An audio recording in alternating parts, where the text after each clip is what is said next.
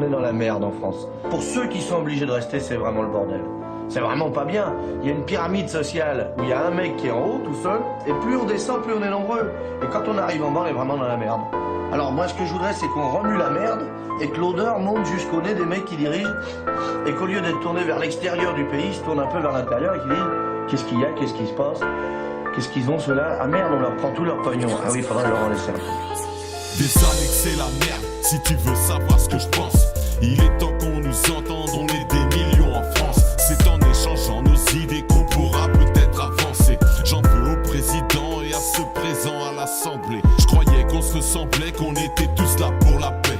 On mène chacun nos batailles, mais chacun pour soi on va perdre. À chaque élection, c'est la même, toujours des promesses. Et on y croit toujours dans l'espoir que les choses progressent.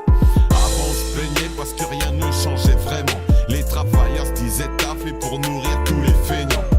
Trop de cotisations, trop de taxes retenues sur les salaires. Les gens d'en bas luttent pendant que les gros bonnets s'engraissent. Il aura quand même fallu qu'ils augmentent le gasoil et l'essence pour se rendre compte qu'on s'est pompé dans tous les sens. C'est l'argent qui mène la danse, des chiffres à la place du cerveau. Un coffre-fort avec rien dedans, sur le comptant bancaire zéro. On a beau savoir gérer, ça sort bien plus vite que ça ne rentre. Pour un minimum de confort, faut faire des prêts à la banque.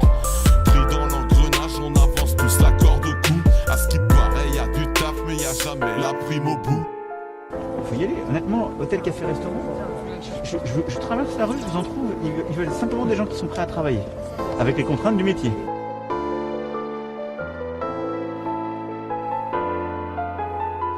Accroche ta médaille autour du cou d'un con. Joue tout à coup, ta liberté au coude à coude. Le doute a le goût de la déroute, quand les déchets dégoûtent comme à Beyrouth. Jeté dans la fosse de vos vieux lions, vos mensonges sont balèzes. Je suivrai pas le troupeau, le froc baissé comme langage et baleine. À pisser dans vos violons, je sais que vos urnes ne sont pas vraies. 15 ans de messages sans suite, j'ai retenu l'histoire depuis mai 68. Je sais pourquoi les rues sont pavées.